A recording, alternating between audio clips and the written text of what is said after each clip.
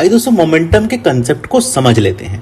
Second law of motion में जाने से पहले, न्यूटन के सेकेंड लॉ को समझने से पहले मोमेंटम की अंडरस्टैंडिंग ले लेते हैं। सो मोमेंटम बेसिकली करता क्या है, काम क्या है इसका। मोमेंटम बेसिकली क्या कर रहा है, ये मेजर करता है, measurement of quantity of motion of a moving body. जो बॉडी मूव कर रही है उसकी कितनी क्वांटिटी मोशन की है। देखिए कितना इंपॉर्टेंट कंसेप्ट है कि मोशन की क्वांटिटी को मेजर करने के लिए भी देखिए हमारे पास चीजें बनी हुई हैं, ठीक है ना। हमने अभी तक मोशन पढ़ा था, फोर्स पढ़ा था, कैसे लग रही थी उस पर, बट अब मोशन को मेजर कैसे करेंगे, क्या क्वांटिटी होगी जो मोशन को मेजर करके लाएगी। ये जो कंसेप्ट है ये हमेशा किसी बॉडी पे लगेगा। हम जानते हैं जी, जो लॉ लग रहे हैं न्यूटन के सारे वो किसी ना किसी बॉडी पे लगे हैं।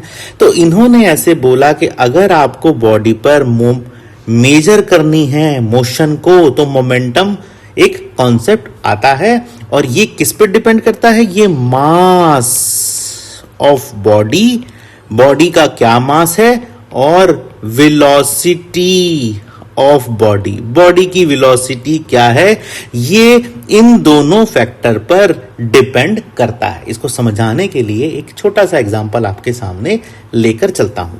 ये देखिए यहां पर ये दो बॉल्स रखी हुई हैं, ठीक है। जो पहली बॉल है ये कौन सी बॉल है, ये क्रिकेट बॉल है, ठीक है ना। और दूसरी बॉल जो है ये टेनिस बॉल है। तो जाहिर सी बात है जो क्रिकेट बॉल है इसका एक मास है, इसको हम बोल देते हैं ma, ठीक है। जो टेनिस बॉल है इसका मास है mb। यहां से एक फोर्स लगी इस पर, यहां से ये क्रिकेट बॉल ऐसे मूव कर रही है, टेनिस बॉल भी ऐसे मूव कर रही है, ठीक है। अब यहां पर गौर करिएगा, एक इंपॉर्टेंट सी बात है कि जो मास है क्रिकेट बॉल का, जाहिर सी बात है वो ज्यादा है टेनिस बॉल से। मैंने बताया आपको क्रिकेट बॉल थोड़ी हैवी होती है, ठीक है। इसका मतलब क्या है, अगर आप यहां पर फोर्स लगाओगे, फोर्स रिक्वायर्ड टू स्टॉप मास ए, जो आप फोर्स लगा रहे हो मास ए को रोकने के लिए, जाहिर सी बात है वो काफी ज्यादा होगी किससे, force required to stop mass B को रोकने से वो जो फोर्स मास ए पर लग रही है काफी ज्यादा होगी। मतलब कि जो फोर्स आपने यहां पर क्रिकेट बॉल को रोकने के लिए लगानी है वो काफी ज्यादा होगी। आपके हाथों में ना काफी तेज लगती है क्रिकेट बॉल, जैसे हम जानते हैं टेनिस बॉल बड़ी धीरे से लगती है। तो इसका मतलब ये इस कंसेप्ट से यहां पर नजर आ रहा है। तो यहां पर हमने कंसेप्ट किसका निकाला, हम जो पीछे मास की बात कर रहे थे। सो मास भी एक ऐसी चीज है जो कि बॉडी के रोकने पर, जब उसको हम रोकते हैं, डिपेंड करता है कि उसका मास कितना है। सो जो फोर्स लगती है रोकने के लिए, force to stop, required to stop, वो वहां पर डिपेंड करती है, ठीक है। तो मोशन हो रहा है, मास का यहां पर हमने कंसेप्ट समझ लिया, तो मास की बात होगी।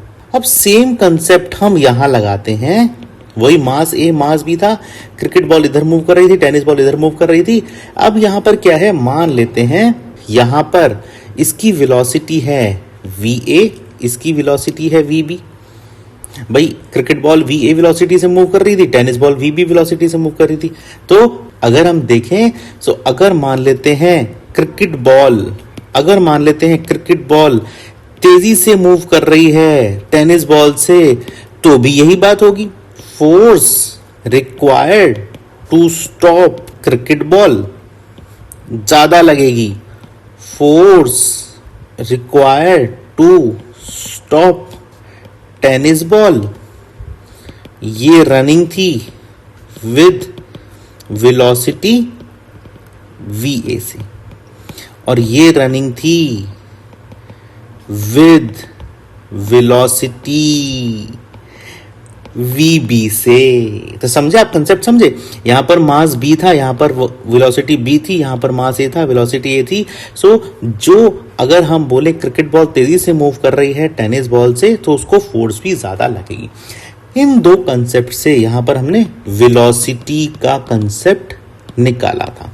सो दोनों कंसेप्ट हमने समझ लिए, mass of the body, velocity of the body कैसे काम आती है, क्या इसका कंसेप्ट है, फोर्स जो लगती है इनको स्टॉप करने में वो किस तरह से रोल प्ले करती है। सो जिस बॉडी का मास ज्यादा होगा, ठीक है ना, उसके लिए आपको फोर्स ज्यादा लगानी पड़ेगी। फोर्स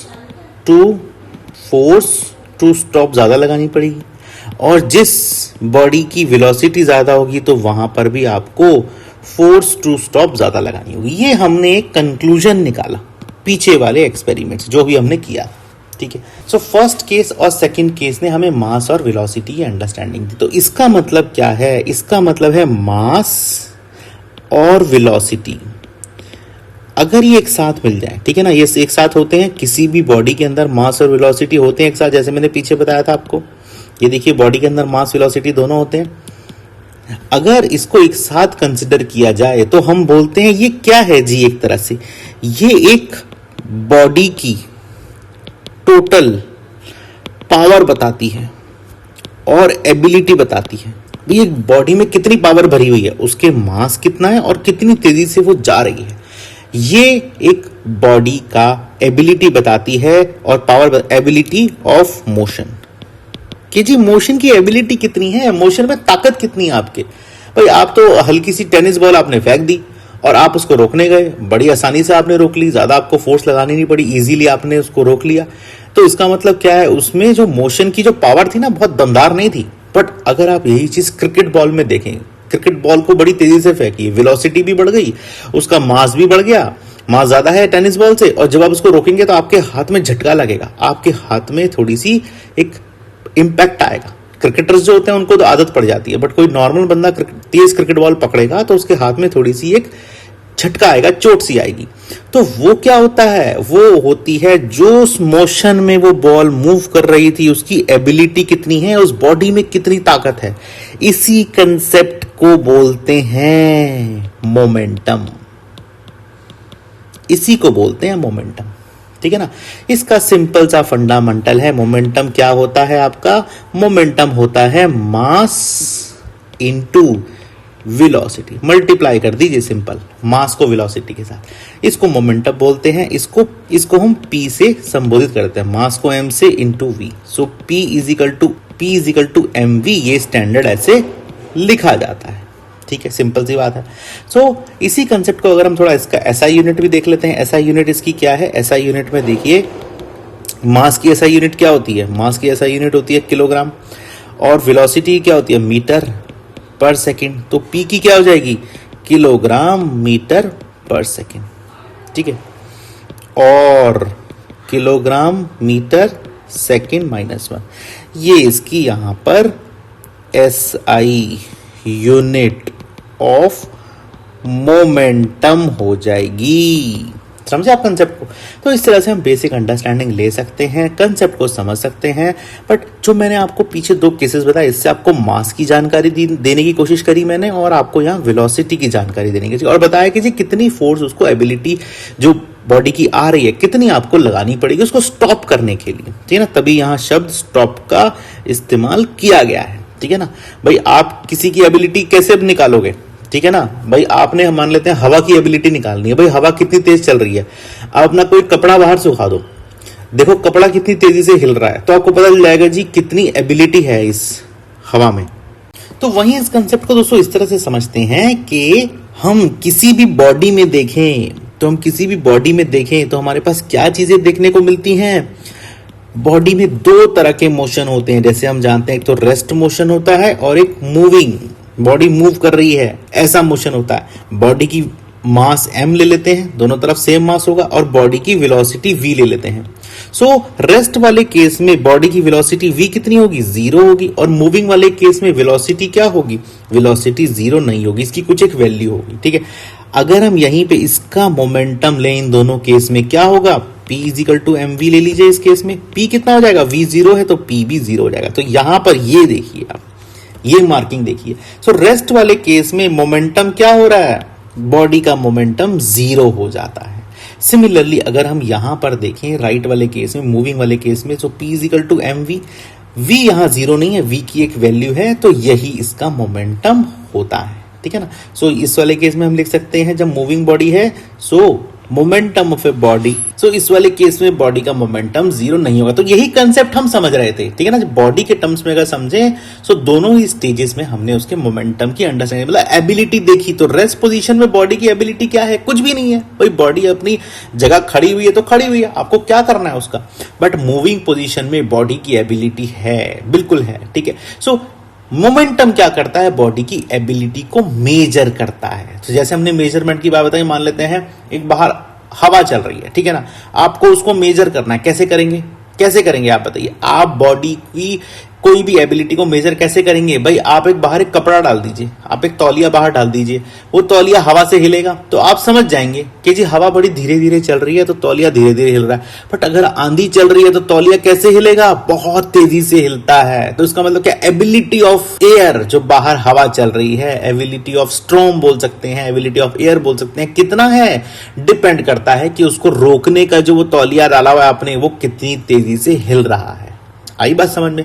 इस तरह से हम किसी भी बॉडी की मोमेंटम की अंडरस्टैंडिंग लेने के लिए उसे स्टॉप करके देखेंगे। सो तौलिए ने यहां पर एक स्टॉप करने का काम उसको किया है, ठीक है। ये कंसेप्ट हम समझ सकते हैं। सो अगर इसी कंसेप्ट पे हम आए, एग्जांपल ले लेते हैं एक, ठीक है ना। ये एक कार है, ठीक है, ये केस 1 ले लेते हैं। ये कार है, मूव कर रही है बहुत तेजी से, ठीक है ना, वेरी फास्ट मूविंग, ठीक है ना। मान लेते हैं 150 किलोमीटर पर आवर से बहुत तेजी से मूव कर रही है जी, बहुत तेज जा रही है। यहां पर थोड़ी देर के आने के बाद आपने यहां पर इस पर एक ब्रेक लगाया। किस लिए ब्रेक लगाया? आपको भी स्टॉप करनी पड़ गई गाड़ी। तो क्या होगा? गाड़ी जो आपकी यहां से आ रही है ना बड़ी तेजी से, यहां से पीछे से जो तेजी से आ रही है, वो यहां जैसे स्टॉप करेंगे ना तो वो धीरे से यहां तक आके स्टॉप होगी। तो उसका मतलब क्या? यहां से लेके जब आपने स्टॉप उसको दबाया यहां तक, यहां पर आकर गाड़ी रुकेगी। इतना उसको डिस्टेंस लग जाएगा गाड़ी को रोकने में। क्यों? ऐसा क्यों है? क्योंकि गाड़ी का जो मोमेंटम देखिए, मोमेंटम क्या है? Mass into velocity. तो मास गाड़ी का लगभग 400-500 किलोग्राम होता है। सो मास भी हाई है यहाँ पे गाड़ी का, और वेलोसिटी तो देखिए काफी हाई है, 150 किलोमीटर पर आवर से। सो मास इनटू वेलोसिटी बहुत बड़ा नंबर है, पी काफी बड़ा हो जाता है हमारे लिए। तो जैसे ही पी बड़ा हो गया तो उतना ही ब्रेक्स को स्टॉप करने के लिए और टाइटली लगाना होगा, और टाइट ब्रेक को यहां पर लगाना होगा, तभी गाड़ी ये रुकेगी। अदरवाइज तो देखिए गाड़ी जो आपने इसको ब्रेक लगाया उसके भी थोड़ी देर के बाद रुकी है। मतलब इतनी तेज पावर थी गाड़ी की, इतना तेज मोमेंटम था कि आपके ब्रेक्स के बाद भी वो इतनी आसानी से नहीं रुक पाई, ठीक है जी। इसी कंसेप्ट को अगर हम केस 2 में देखें, केस 2 ले लेते हैं, सेम गाड़ी ले लेते हैं और यहां लिखते हैं ये गाड़ी मूव कर रही है बट नॉट वेरी फास्ट, बहुत तेजी से मूव नहीं कर रही है गाड़ी, ठीक है जी। अगर ऐसा है तो आपने मान लेते हैं इस गाड़ी के यहां पर ब्रेक्स लगाए, ठीक है, स्टॉप करने के लिए इसको। सो गाड़ी ज्यादा से ज्यादा बस यहीं आके रुक जाएगी, ठीक है ना। ऐसा क्यों हो रहा है? ऐसे ये बात क्यों हुई? क्योंकि आपने क्या किया, जो ब्रेक्स लगाए ना वो तो ठीक थे, वो तो वैसे ही थे जैसे ऊपर लग रहे थे। बट यहां प्रॉब्लम क्या थी? यहां पर मास भी सेम था जो ऊपर था, वेलोसिटी जो थी ना जो ऊपर थी उससे काफी कम थी। तो मान लेते हैं यहां पर इसकी वेलोसिटी, मान लेते हैं गाड़ी चल रही थी 20 किलोमीटर पर आवर के हिसाब से। सो कितनी कम वेलोसिटी, बहुत धीरे धीरे चल रही थी। तो इसका मतलब क्या है? इसको रोकने के लिए मोमेंटम भी मास इनटू वेलोसिटी काफी कम लगने वाला है। क्यों? क्योंकि वेलोसिटी काफी कम है भाई, मास तो कांस्टेंट है, सेम ही है केस 1 केस 2 में, बॉडी तो वही है ना। सो वेलोसिटी यहां पर अगर लो है सो मोमेंटम भी यहां लो हो जाएगा। आपको बहुत ही कम फोर्स लगानी पड़ेगी। यहां पर लिख दीजिए need less power to stop this car, समझ गए ना। तो मोमेंटम भी यहां कम मेजर होगा। ये दोनों केस में आप एग्जांपल से देख सकते हैं।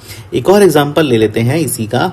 ये गन है, यहां से गन ने एक बुलेट को फायर किया, ठीक है ना। तो बुलेट देखिए कितनी तेजी से यहां से मूव कर रही है, ठीक है ना, वेरी वेरी फास्ट मूविंग, बहुत तेजी से मूव कर रही है। इसकी स्पीड पता है कितनी होती है? लगभग अगर आप देखेंगे तो इसकी स्पीड 2500 से 3000 किलोमीटर पर आवर होती है। इतनी तेजी से जा रहा होता है, ये बुलेट लग रही होती है। इस केस में देखिए मास है किसका? बुलेट का, ठीक है ना। गन के मास की बात नहीं हो रही, वेलोसिटी है बुलेट की, वेलोसिटी है बुलेट की, यहां इसका मोमेंटम है। तो मास तो इसका बहुत नहीं होगा। मास बुलेट का कितना होगा? ज्यादा से ज्यादा 200 ग्राम, ठीक है, इससे ज्यादा क्या बुलेट होगी। वेलोसिटी देखिए कितनी हाई है, 2500 से 3000 किलोमीटर की स्पीड से जा रही है, बहुत तेज। तो मोमेंटम कितना होगा, एकदम से बहुत तेज, तो हाई इंपैक्ट होता है, हाई इंपैक्ट। सो जितना ज्यादा बड़ा मोमेंटम उतना ज्यादा बड़ा इंपैक्ट उस बॉडी वो बॉडी करेगी। सो इसीलिए बुलेट को जब मारते हैं तो जहां पर भी वो लगती है बिल्कुल उसको घायल कर देती है, ठीक है ना, कितनी तेजी से लगती है। सो इसीलिए ही हम इस कंसेप्ट को यहां पर लेकर आए कि मोमेंटम क्या है, मोशन के इंपैक्ट को मेजर करना चाहते हैं। मोशन का इंपैक्ट कैसे मेजर होगा, अगर आपको मास पता है बॉडी का, वेलोसिटी पता है, तो मोमेंटम निकल सकता है। मोशन का इंपैक्ट, मोशन की टेंडेंसी, मोशन की एबिलिटी, जिसकी हम बात कर रहे थे ना, मोशन की एबिलिटी और मोशन की जो क्वांटिटी है वो निकल सकती है। तो मोशन को मेजर भी हमने करना सीख लिया। मोमेंटम एक इस तरह से हमें कंसेप्ट समझ में आता है। तो यही हमने मास और वेलोसिटी को पहले आपको डिटेल में समझाया कि मास वेलोसिटी कैसे रिलेट करेंगे, और फिर हमने बॉडी के दोनों स्टेजेस में मोमेंटम दिखाया। फिर यहां पर प्रैक्टिकल एग्जांपल से आपको बताया कि जी मोमेंटम होता क्या है और किस किस टाइप की बॉडी में कितना कितना वो काम करता है, क्या एबिलिटी होती है बॉडी को रोकने की। ठीक है, इस तरह से हम मोमेंटम का ये कंसेप्ट समझ सकते हैं। दोस्तों काफी इंपॉर्टेंट कंसेप्ट है, ये एक बैकबोन है, न्यूटन्स लॉ ऑफ मोशन का बहुत बड़ा बैकबोन है ये, इसकी अंडरस्टैंडिंग लेना हमें काफी जरूरी है। आइए दोस्तों आगे चलते हैं।